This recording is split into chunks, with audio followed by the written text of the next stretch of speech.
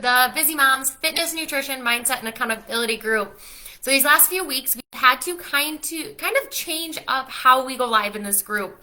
So we're getting some of the details and the things kind of switched around, but there's been some issues with Zoom and Facebook connecting. So with that being the case, instead of me going live in Zoom and then posting the recording, I think it's just better if I go live in Zoom or live in Facebook. So that is what I'm going to be doing. So if you saw a Zoom link and you're in that waiting room, I apologize. Don't click on that Zoom link. Jump in here, be live, drop in the comments. Let me know that you are here watching live by dropping hashtag live, drop hashtag replay if you're watching the replay.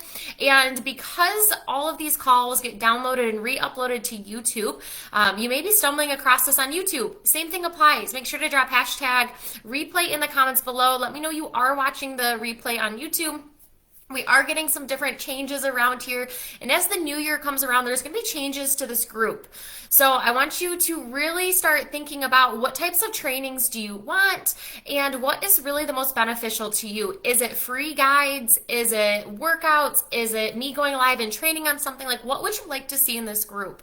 And I would love to know if there's things that come to mind here as you're listening. Drop them in the comments and let me know, because this group it's not just for me to come in here and teach on things.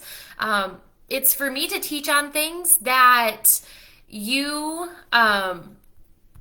it's for me to teach on things that you enjoy and you want to hear about. So with that, today we're going to be talking about how to navigate the holidays with all of the amazing foods and all of the amazing drinks that has to come. I don't know about you, but there has been a lot of talk on what that seasonal cocktail is going to be, or how we're going to make that a mocktail, or the Thanksgiving food that is coming up next Thursday. I can't believe it's already time. Before we get into that, though, I want to remind you that the Commit to Your Health program starts on Sunday, November 19th, and I am super freaking pumped. We have about 12 women in the program right now. We've got a few more spots open, so if you would still like to join in the Commit to Your Health program, it's where we are focusing on you in 4 small daily actions. We focus on your water, we focus on your protein, your vegetables, and then we focus on 30 minutes of intentional movement for 7 weeks. We start Sunday. That's kind of your initiation day. We've got a kickoff call on Monday, and that's when your actions start. And then we will run all the way down until January 6th. So if you have any interest in joining the Commit to Your Health, you've kind of been on edge, you just really can't decide, drop commit in the comments, put your raise hand emoji, whatever that looks like to you. Let me know. I will get you the details. Let's get you signed up. Doors close tomorrow at noon. So you're going to see me posting. You may see some extra reach outs. I want to make sure that everyone's got the opportunity to sign up that wants to. So as we get into today, as I mentioned, remember, drop hashtag live in the comments if you are here live watching on Facebook. Let us know who you are, where you're from, what brought you on today's call, and what your favorite Thanksgiving food is. And if you're watching the replay, answer the same things. I want to know. These chat in this comment lives on even months after. So as we navigate the holidays, some of the things that really tend to get me, my clients, and other people I talk to, and the thing that really puts us in an uncomfortable position is we are tempted by so many foods that we don't have on a regular basis, which then leads to us overindulging, over binging, which then can make us feel kind of sick and gross and bloated and all those feelings. And I don't want you to feel that way. I don't want you to get up from Thanksgiving dinner and regret how much you just ate, or be like, oh my goodness, I should have done something else. I have such a headache the next morning because I had too many of those apple cider martinis or whatever that is. So I'm going to give you some tips. These are tips that I do. There are a lot, so really if you can just take 1 or 2 of them and really think about and implement these on Thanksgiving, because really the goal of Thanksgiving is to be around friends, family, and to be there with one another. And I don't want you being fully occupied or even preoccupied thinking, oh, I gotta do this, I gotta follow this tip, this tip. No, it's not what we want. I want these to be really simple things that you just use as a reminder throughout your day to help you feel better. So you don't get to the end of the day and you feel so awful, or if you're like me in the past, you have that food hangover on Friday when you're like, I can't even look at another piece of stuffing. I can't even look at it anymore. So if that's you and that's the case, please make sure that you let me know.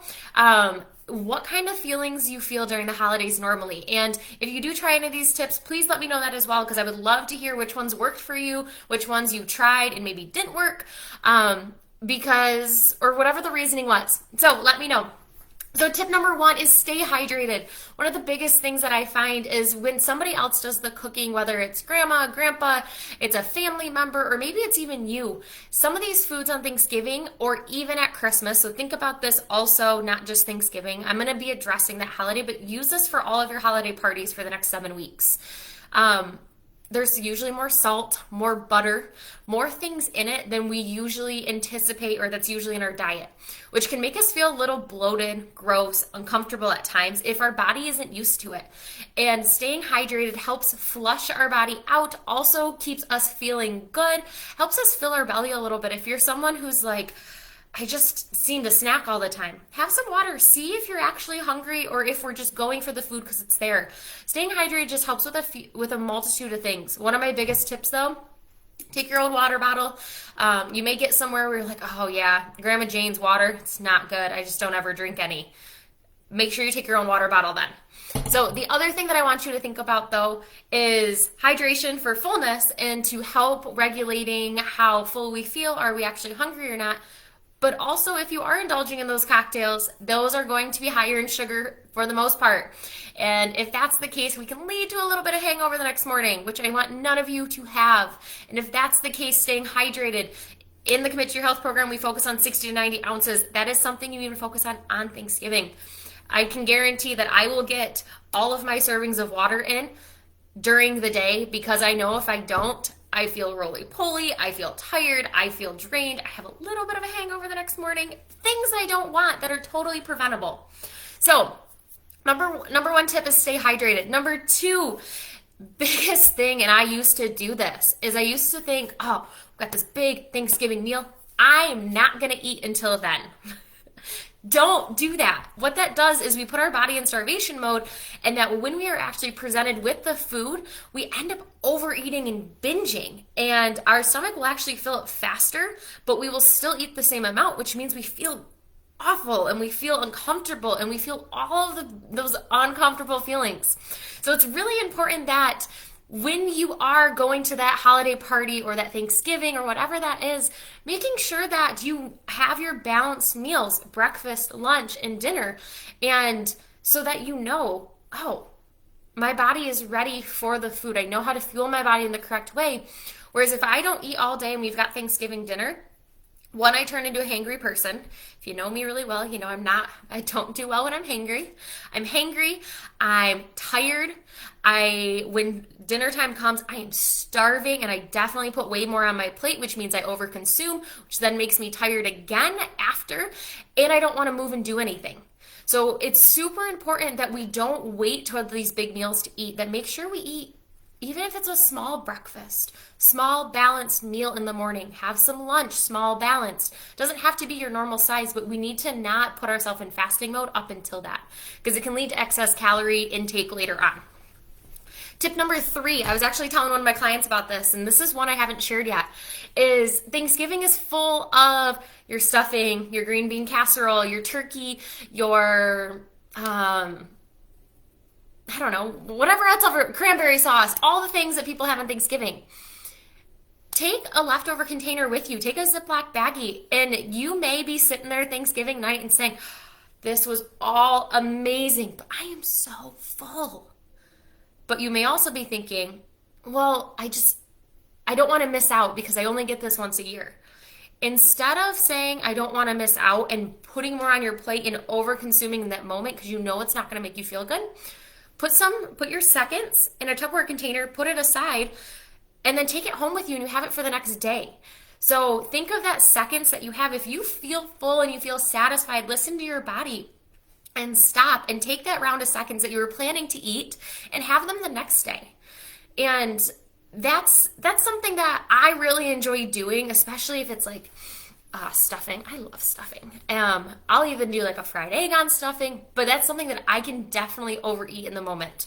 So if there's anything that I feel like I'm going to overeat on that I really do, I can tell that my body is full, I can tell that it's satisfied, that I do not need anything else, I will put it in a Tupperware container.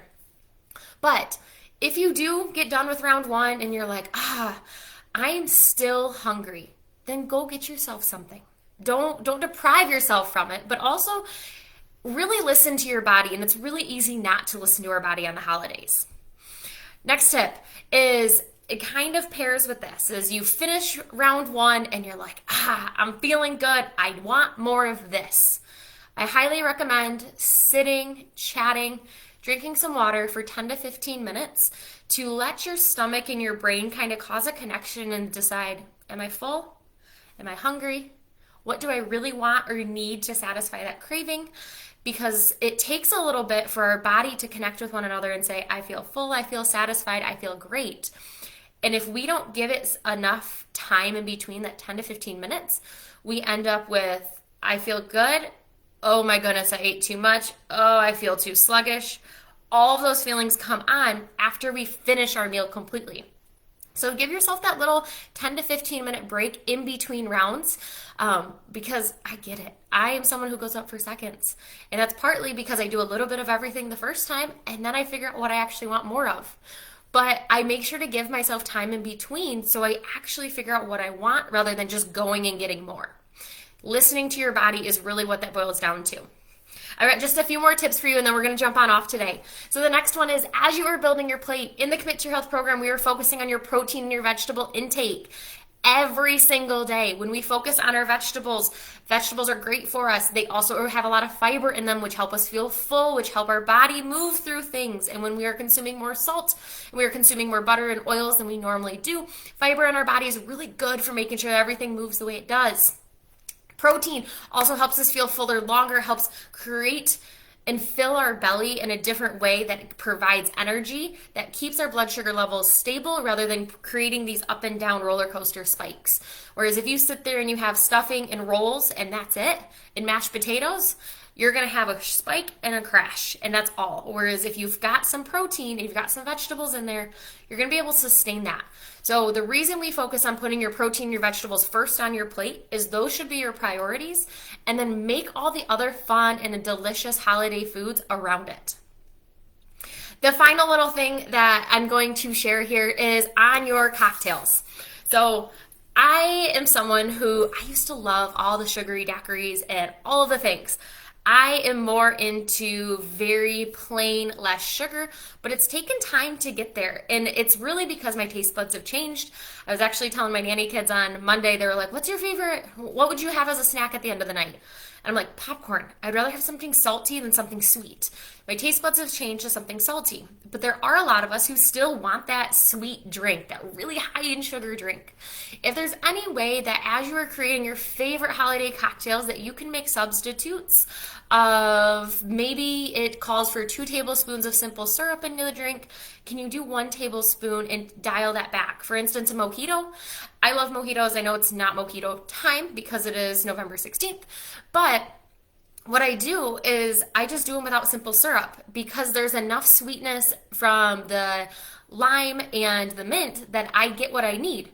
For someone else, I've got a friend who she's like, I need a little bit. We do a little bit of simple syrup. So that simple syrup plays in and actually ends up taking over a lot of those drinks when those can usually be lessened.